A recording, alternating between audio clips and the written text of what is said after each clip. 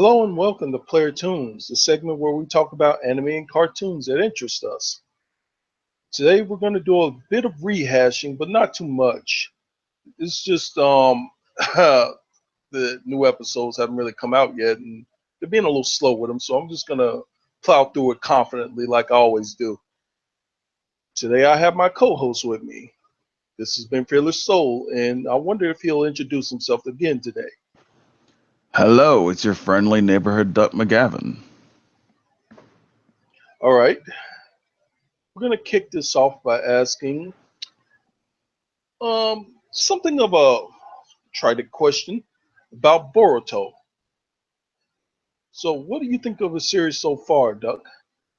Well, I haven't watched the full series, but I have watched the first two episodes. I think it does a good job of trying to differentiate itself from Naruto, even though it is within the same world and series. Yeah, I wouldn't say I'm of the opposite opinion because it's getting started in much the same way, with him being introduced by a tough enemy that he has to surpass. Well, I'd say it's not completely different, but Naruto came in with the stigma of basically everyone hating him. And Boruto comes in with a small stigma of people being like, oh, hey, your father is the Hokage, so obviously you're not going to get in as much trouble. It's nowhere near what Naruto had to begin with. On top of that, they do a much better job, at least in my personal opinion, of explaining things. Having Naruto's or Boruto's friend, I'm so bad with names, I apologize, but his new friend being able to ask things like what is chakra and ninjutsu and all these other things, and having it being explained, not so much like, all right, here's all these things you need to know, is more like, oh, hey, here's someone who doesn't know things, and it will allow new people to the series to learn them. Yeah, they just basically use him for the information dump. But Yeah. that aside, I think Boruto is a bit more of a wimp than his father, personally. It just, I mean, he has pretty much the same approach. He'll come at the enemy the same way until it works. But Yeah. I think his dad had the advantage of having, a wealth of fucking chakra, as yeah, opposed to Boruto, who's going off of his own strengths. Now, keep yeah, in mind, I have not finished the original Naruto or Shippuden.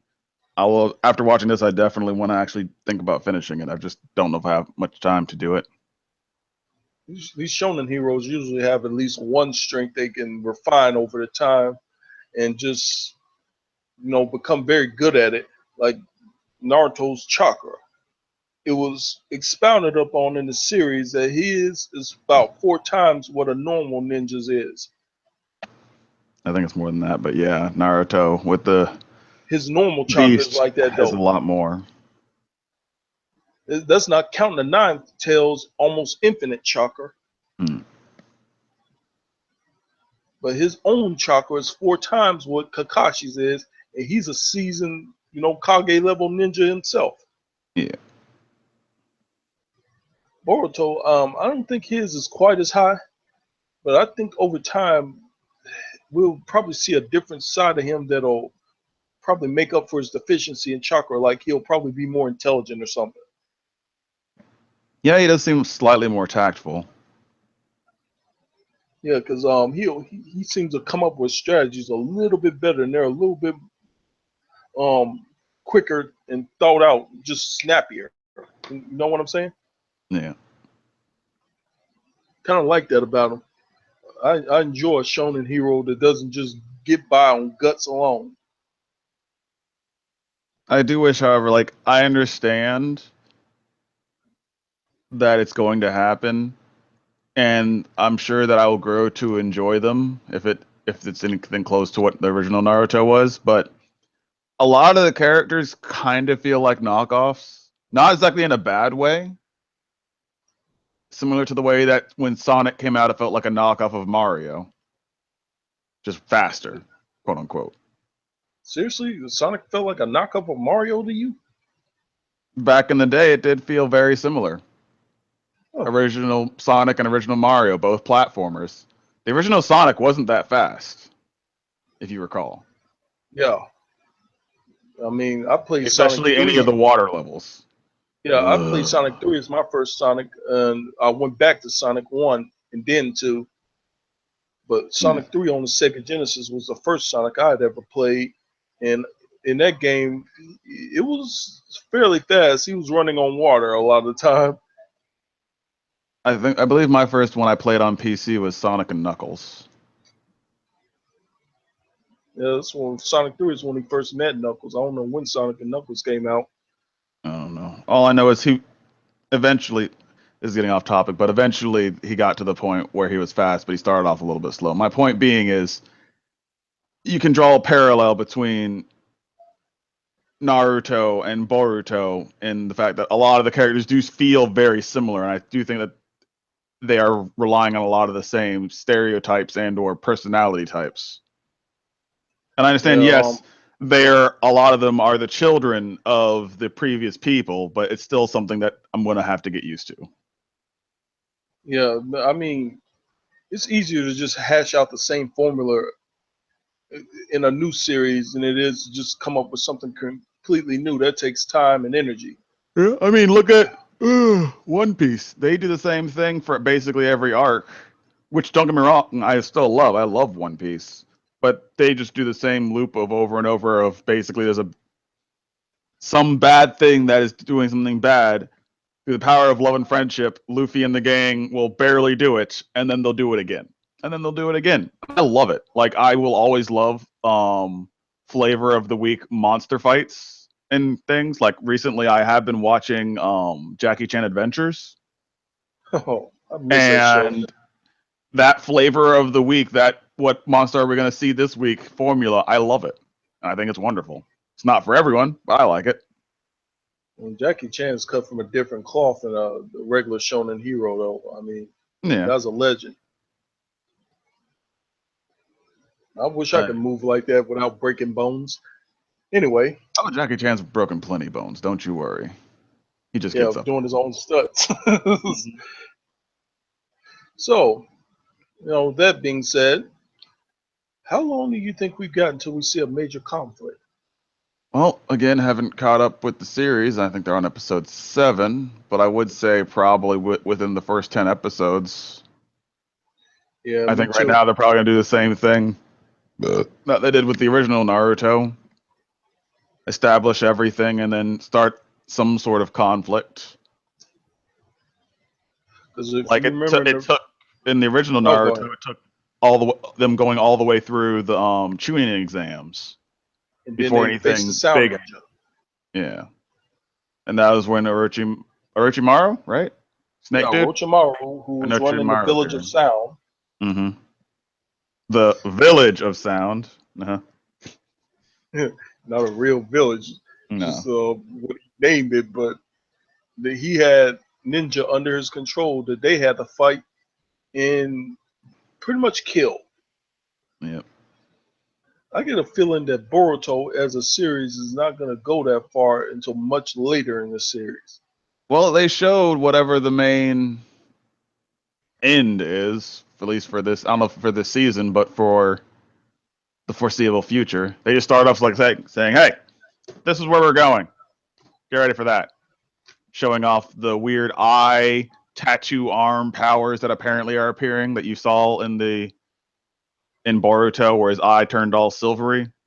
Yeah, I'm not saying it feels gimmicky, but it kind of feels like they couldn't find a good way to be like, "Oh, hey, there's this thing," and showing it in the first episode. I honestly, I kind of wish they would have waited a little bit longer before they revealed it.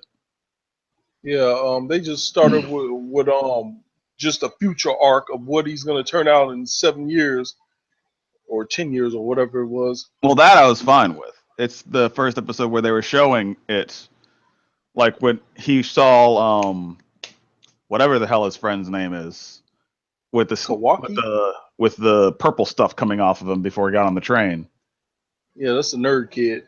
Like the episode itself wasn't bad, but I don't know, it just seemed kind of shoehorned in. Like they had to find a way to show that this is something that Boruto can do. Or what he's going to eventually be able to do. But what is his eye anyway? It's not a Byakugan because it sees something No, completely different. I'm assuming it's probably something along the lines of sees some sort of malice influence. I'm assuming that's what that snake might be. Well, I question how useful that would be in combat, but being able to see somebody's malice when they're trying to kill you is pretty redundant. Hmm? But he didn't see any of it from what's his face, so maybe it's some sort of possession, I wonder that too, because I or mean, maybe he some showed, type of special chakra. yeah, he showed glimpses of being able to use it, but it wasn't conscious. No. And every time he used it, he was able to see, this purple stuff coming off this kid. Yep. And then he shouted it away somehow. Huh? I I didn't don't know get if you that remember part. that from the train. No, it was on the second. I think it was on the second episode. Whatever episode it was that had him on the train. Yeah, that When was he the was first about to episode. fall, he yelled at him and said his name, and the purple stuff just vanished off of him. And he went to grab Boruto, and then he was like, "Hey, Boruto, I can't hold you any longer." And then those other three kids caught him and Boruto. Man, that was some weird stuff. I just Yeah. wonder how that eye is going to come into play, because that may be his advantage in I combat. hope it's not gimmicky. I hope it's cool. I'm sure it'll be cool, but I got sort of a weird question to ask. What are your thoughts on how the previous generation turned out, Naruto and his friends? I roughly know how it ended, but I haven't actually watched it. And overall, I thought it was pretty interesting. I mean, it was very textbook storybook type thing where Naruto gets the girl and saves the world and everything's all happy-go-lucky, yay! But I overall, I mean, liked it. I like mushy endings. I really yeah, do. it wasn't just him though. Sasuke was a big part of that too. Yeah, I have no idea what They happened kind to of. Sasuke. I can't remember. I remember hearing about it, but I don't remember anymore. I watched the end of the manga, so I can tell you the. I mean, are you okay with spoilers? I'll watch it eventually, but sure. Keep in mind, you might want to put a big old spoiler warning. So anyone listening, cut All like right, 30 seconds from now, and we should be spoiler done. warning. Turn the stream off if you don't want to hear this.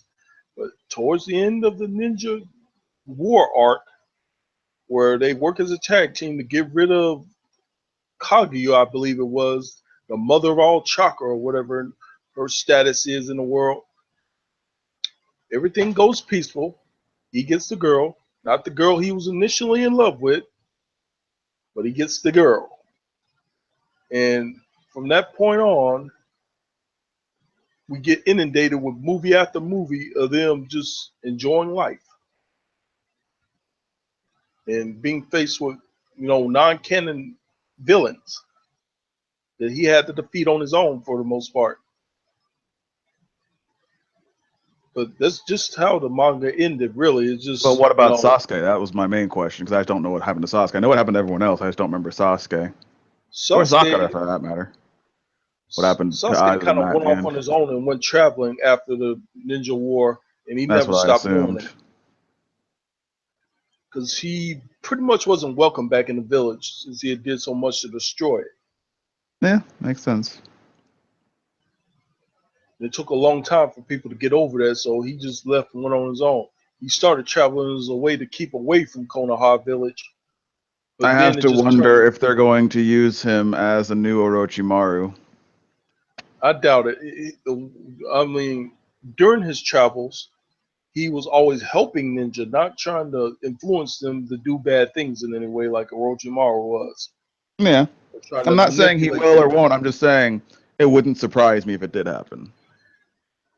In fact, the Ninja Council, the five Kage, they were the ones that allowed him to travel towards the end as a way of keeping peace in all five nations, Hmm. because he was so powerful that he could be a deterrent for any evildoers that might be using ninja to do nefarious things, like be mercenaries like the Akatsuki.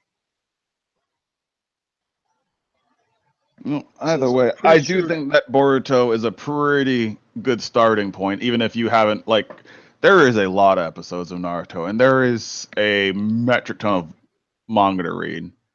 and so many movies. So honestly, to anyone listening, if you were interested in Naruto, but then you saw how many episodes there were and it was way too daunting, now is the time. There was only like 7, 8 episodes of Boruto, and it's like starting Naruto all over again. There, you don't need to know everything about that happened in Naruto. It might kind of help. Thus far, they haven't really shown a whole bunch of the old people. I mean, they show Naruto, but he happens to be Boruto's father as well as Hinata. Yeah. Oh, names. But for the most part, this is focusing on the new kids on the block. So if you're we're always looking at Naruto, but like, man, that looks cool, but I can't get into it because there's so many episodes, and I want to start from the beginning. Just start from here, honestly. Knowing Yeah, all that background stuff is nice, but I don't believe it's mandatory. At least it hasn't been shown to be yet. it was a great series, but you can start from here and be just as okay, like Doug just said, because Mm-hmm. they do a slightly better job of explaining the nature of how they use their abilities and how they're able to even summon them in the first place. Like chakra, it got explained as the innumerable cells in your body that work together to create your being. Pretty much. And they never did explain that too much in Naruto, other than the fact that it can be intensified and strengthened through training.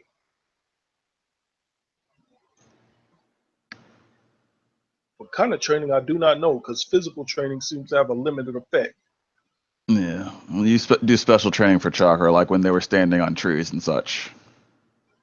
Or just focusing. I'd imagine that in order to increase the amount of chakra you can use in your body, you'd have to do something like walking up walls for a long period of time, and over time it'll just get easier. And then you have things like nature chakra or whatever it was that Naruto used Yeah, wind when he went elemental sage. chakra. Yeah, when he went sage mode. Yeah, here's the thing. Lightning element chakra is what Sasuke uses. Mm-hmm. It can pierce targets much like wind can, but it burns them too because it's lightning. Wind elemental chakra is good for movement and, like I said, piercing things. So if you have trench knives like Asuma did when he taught Naruto to use nature chakra, you can go from sticking the knives in the tree without the nature chakra to basically blasting a hole in a tree with the nature chakra. Mm-hmm. That's how wind chakra works. And fire nature chakra, I'd imagine, works to make you stronger and more explosive. It strengthens the Man. body as well as, being able to use fire jutsu better.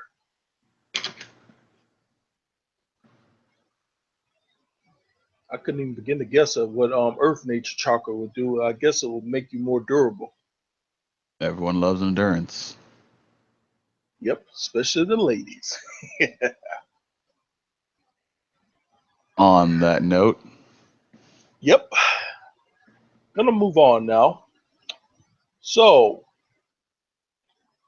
I know this is going a bit of a clip pace, but I'm working with what I got here, people.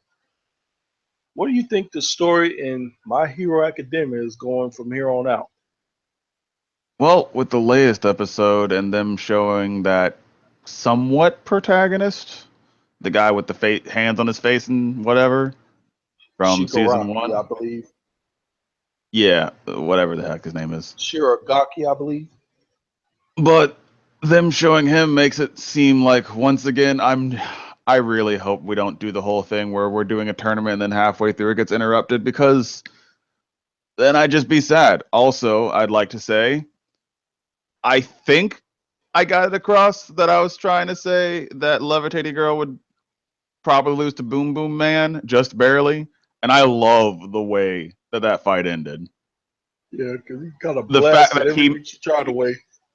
he put a lot of pressure on his own arm. You saw that it messed up his arm trying to deal with all that stuff. And if she would have had just a little more endurance to go forward, he might have been in trouble. Yeah, I She didn't know believe that, she and did. she couldn't go and do any more. Yeah, she was like Deku said at the beginning when he asked him if, I mean, at one point when he had won the fight, he came up to Deku and said, "Hey, so she's hanging out with you. I thought that you may have given her a plan to beat me." He said, "No, she was just leading you around by the nose the whole time." And that's what she was doing. For every time she charged him, she basically went at him low, so he'd have to blast up the earth around him, and then she would float it into the air where he couldn't even recognize where it was, right above his head, while he was dealing with her on the ground.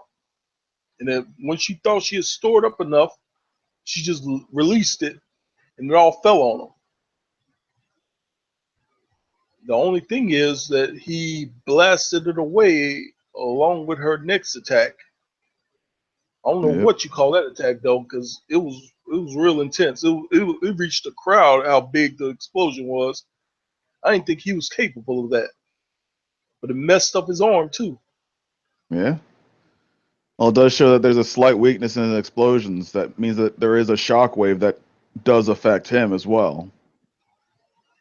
That may be. I mean, everybody's got a weakness in their quirk, and it's been explained what those weaknesses are for the most part.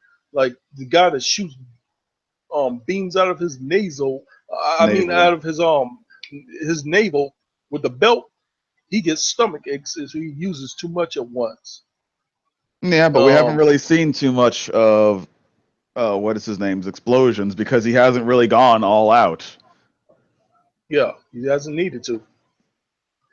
But it seems like like you said, the shockwaves affect him to the point where it could damage his limbs, much the way Deku's powers affect him, but it's not as severe. Yeah. But I was wondering about that, because the guy with the runner dude that can run really fast. Mm-hmm. What's his name again? Guy with the freaking loud the car pipes You're on his don't legs. ask me names. I know who you're talking about. All right, I'm just gonna call him Speedy.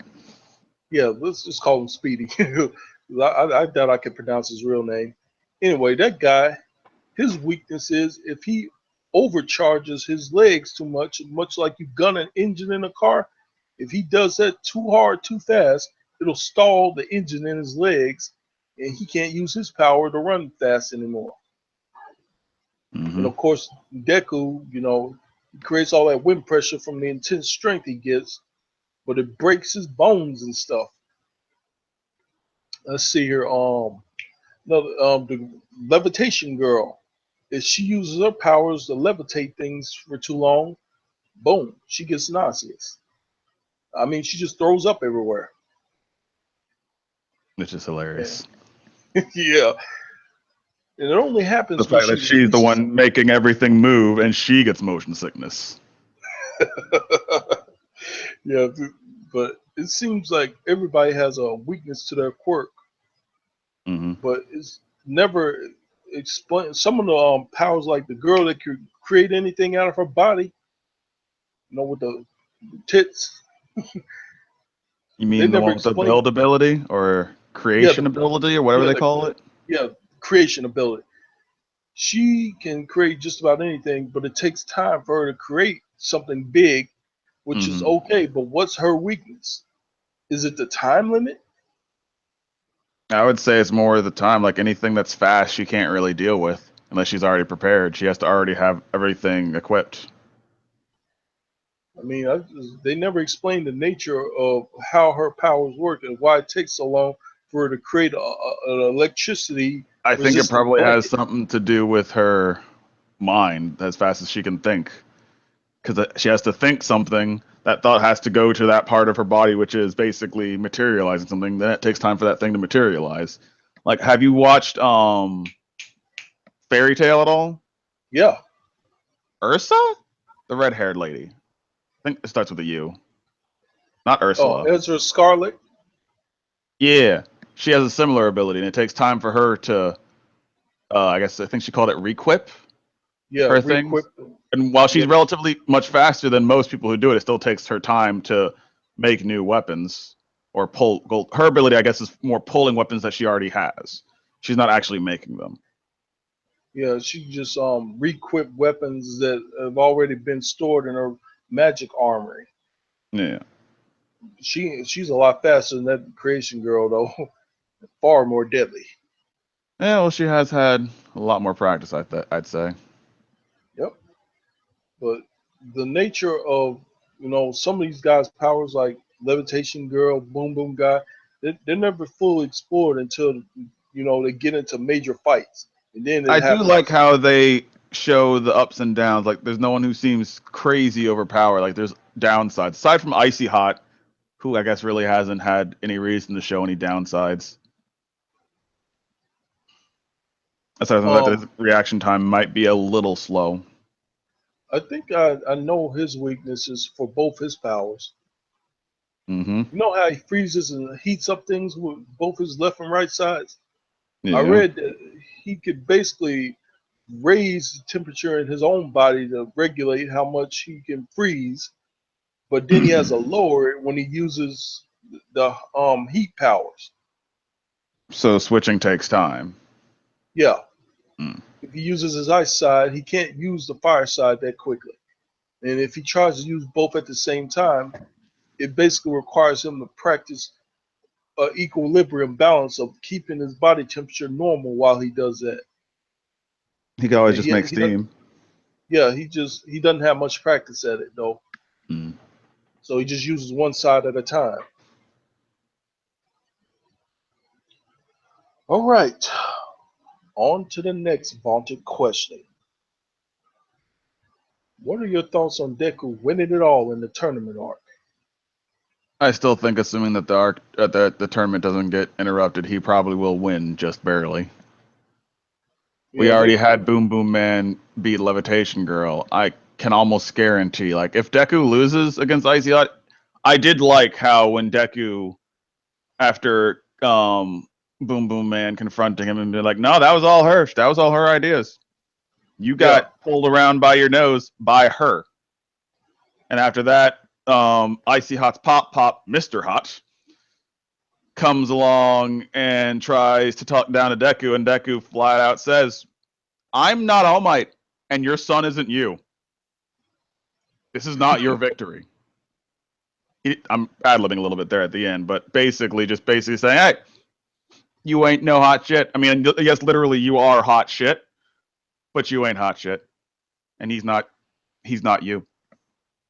it's bad that an adult has a walk around tournament with kids in it and try to intimidate them. Yeah. I mean, you know what I call that? Honestly, it seems like he's trying to use Deku to push his son even farther. Yeah, He he said wants it was Deku gonna. to fight him as hard as he Uh, can. yeah, he said it was gonna be a perfect test bed for his son. I was like, okay, you don't even see him as an opponent, do you? Nah, just another hurdle. That's just fine by me. But there's often the things you overlook that you end up tripping on. Although I do think it would be interesting if Deku actually loses, see where this tournament, like, if Deku does lose, then I'm not saying the tournament's going to end right there, but having Deku not take part, I think would be interesting. I would like to honestly see them shine some light on the other characters. Like, the fact that this last fight basically took all episode. I mean, not quite all episode. They did have, like, fill, like, the back half Yeah, with a whole bunch of stuff because they didn't want to start the next fight and then have the episode end, which I can appreciate. But the last like quarter of the episode was just like, all right, we understand. You don't want to start the next fight. You're just wasting time. I got it. But the time that yeah. they did use and fill was at least interesting. They're notorious for doing that in anime. They'll stall episodes in order Which is to fine. I'd rather have an entire episode of Deku and Icy Hot fighting. the production values for that are great. Mm-hmm. But they got a habit of stalling in these anime in order to come up with new ideas for the next episode and animate that, and then we get it over here sometime later from a translator, Mm-hmm. Well, usually it's almost the same day whenever it's posted. which they're pretty good about. And I think as anime fans, we should And monetarily. whoever's dubbing My Hero Academia is usually dubbed in English within like a week, if not less. Yeah, after the they do a really Japanese good air date. job. It's I not. think as I'm anime, glad to see more and more anime actually getting dubbed. I don't mind watching dubbed anime, but I'm just mostly watching the sub so I can keep up. yeah, that's the exact reason I watch subs for, so I can keep up at that moment. I want to wait, 2-3 weeks for a dub version when I Yeah. can Well, watch the this sub this this dub is probably the fastest dub I've ever seen, and I still don't feel like waiting. version. I don't have the patience, man. Now, if I had come So, in and not seen it, I'd probably watch the dub right up until I ran out of English episodes because I'm lazy. I don't mind reading, Dragon Ball. but What about Dragon Ball Super? You watched the dub of that? I stopped watching the sub when they started putting the dub on Cartoon Network, so I'm trying to keep up with that. I've already seen way past where they are in the Cartoon Network, but I like having certain shows that I can watch every week and just kind of be like, hey, okay, I'm gonna watch this episode, then this episode, and this episode. I could watch past, but I don't wanna. I like having Dragon Ball, and if I can force myself to kind of slowly take it in, I think I'll enjoy it more. Yeah, that kind of ticks me off when they come out with a new series or something, and it's basically a continuation of a previous series, but they point you in the direction of a movie. Like Cartier said, in order to understand the plot of the new series. Like, you How do you know, mean? there was no Super Saiyan Blue in Dragon Ball Z, right? No, but So this is how do after we Dragon Ball Z. get from that to Super Saiyan Blue? You know, almost within the first 10 episodes. It kind of makes sense. They didn't know how to do it. It was just a new thing to do. On the I bright mean, side, if you're watching the show, basically the show, spoilers for anyone who decides that this is spoilers. Dragon Ball Super is effectively after Dragon Ball Z, the first canonical movies of what was it, Super Saiyan God and Resurrection F. yeah, Those two movies are like the first two arcs in Dragon Ball or Dragon Ball Super. And they do a pretty good job of explaining it. I mean, does it have to really make sense? No. I mean, think about it like this. Goku went from Kaioken 10 being this amazing thing that rips his body apart, but he can do anything, to the point where Frieza makes that look like a god dang tic tac. And then Frieza kills Krillin, and then Goku makes Frieza look like a god dang tic tac. And it's basically the same thing. Like they Dragon Ball does not do power creeps. You can call it a power creep, but it is a power explosion. Every time there's a new power level, it is just through the goddamn ceiling. It didn't used to be like that. In Dragon Ball, things were relatively tame as far as like, this is stronger than this is stronger than that. Master Roshi was the strongest ever for a very long time. yep. And Goku came and messed it all up. Killing King Piccolo and stuff. But after that, he grew up, got a family, and then it became a contest of who can do the most land clearing farts ever. Just Yeah. whoa, something like that. I mean that On the exactly bright along those side, I lines. think Dragon Ball Super acknowledges that the show's goddamn ridiculous. Like, you have these guys going around who can basically accidentally blow up the entire Earth if they roll over in the bed wrong. Yet they control that power somehow, and they, you know what? Magic. People write a, yeah. It makes me wonder sometimes if they can destroy whole planets. How the heck do they control it enough not to destroy a continent or two when they're fighting each other? Magic. I've given up on making Sons of Dragon Ball. That is the one show I give a free pass to. It would take I me can't even try to make sense of that show. if I had that kind of power, it would take me years of study at least to learn how much I could release at one time and not blow away somebody's whole town. Well, Goku is like what, 50, 60 years old? Those Saiyans live a long time, don't they? Yeah. Goku's been More than around like the block Vegeta. for a bit. Died a few times. Yeah, when he gets resurrected, it's pretty much at this age he was living at, right? I have no idea. Saiyans don't change the way they look. Yeah, I mean, look at Nappa. He was 50 when he came to Earth. Yeah. He was also bald, so you couldn't really see any gray or anything. He had a mustache, and it was black. It's just those sayings, they don't age outwardly or inwardly. It seems it's just, but from what I can tell, half sayings like Gohan tend to age normally, and their hair grows. And that's what it seems. Anyway, on to our last topic of discussion. When it comes to My Hero Academia, what do you think would surprise you at this point? I don't know. Them actually finishing this tournament and nothing silly happening. Yeah, you said something about that earlier. If they never interrupted with a big villain arc after that. Yeah. Like if the tournament just simply ends and then everything's all hunky dory for at least one episode and nothing bad happens, I'll eat my goddamn shorts. I'm not saying it's going to happen. I'm just saying.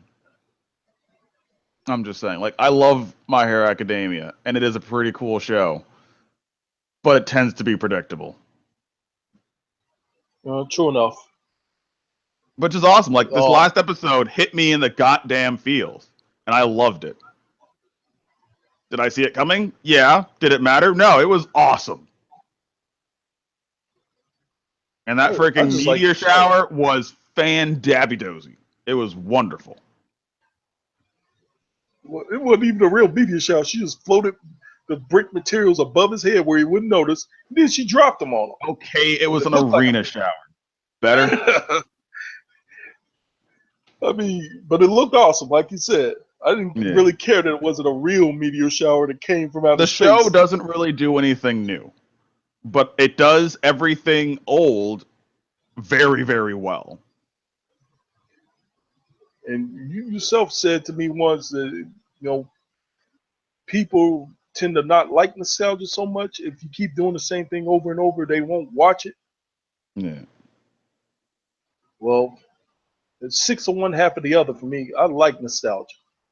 That's why I keep buying sequels to video games. I like nostalgia, but I also like new things. Like I love it when something will play with your expectations.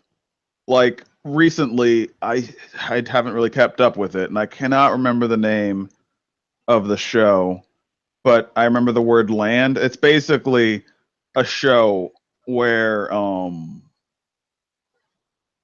there are girls who are fighting each other with their boobs and their butts, and only their boobs and their butts. And that show is surprisingly deep and inspirational, and it's just a wonderful show to the point where it's like, yes, there's fan service, and that's great, but it actually is a good show with a good story. Oh, you were talking about Keijo. They canceled that. They did? Oh, that's unfortunate. Yeah, it was way too much outrage. People got so butthurt over it. It objectifies women, they said. Oh, it does, but still a good show.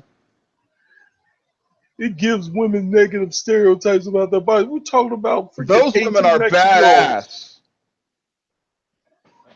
Yes, they're in bikinis, but they are still badass. Like I think it was either the first or the second episode where you saw the pink-haired chick who literally just does a spin so fast and that chick behind her just falls over. I was goddamn terrified. It didn't matter if she was sexy or not. I don't want to be anywhere near that. My dick's liable to fall off and run away. Because this is basically what she did. She would spin so fast and use her butt to just hit him in the jaw and give him a concussion or something. A light concussion at that. But that show is so badass. Yeah. But it got canceled. You could have done it with dudes and I would still be like, wow, that is some badass butt. That is some badass booty. In fact, if it's canceled, just give me the dude version. I'll be objectified. I give no fucks. I want more of that. Well, they did have two chicks in there that looked like glamazons. That was badass. Those buns of goddamn steel. Again, well, terrifying. well, folks, I think it's about time we wrap this up. We've discussed at length what we thought was important, A little and off I the hope you rails. thought it was. Yeah, it went a little bit off the rails, but I hope you thought it was important too. Thanks for listening in. I have been Fearless Soul. You can find me on YouTube, Twitch, and Twitter as Fearless Soul. And this is my co-host, Duck McGavin. Plug Yo, yourself. Duck McGavin here, DuckMcGavin on Twitch, Twitter, and YouTube.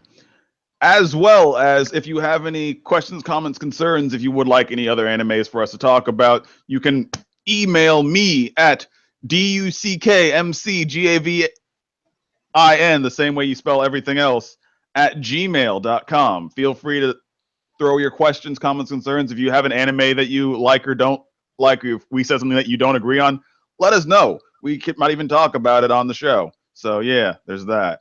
Anyway, Duck McGavin, that's me. All right. This has been Fearless Soul. We're signing out here. Thanks for listening in.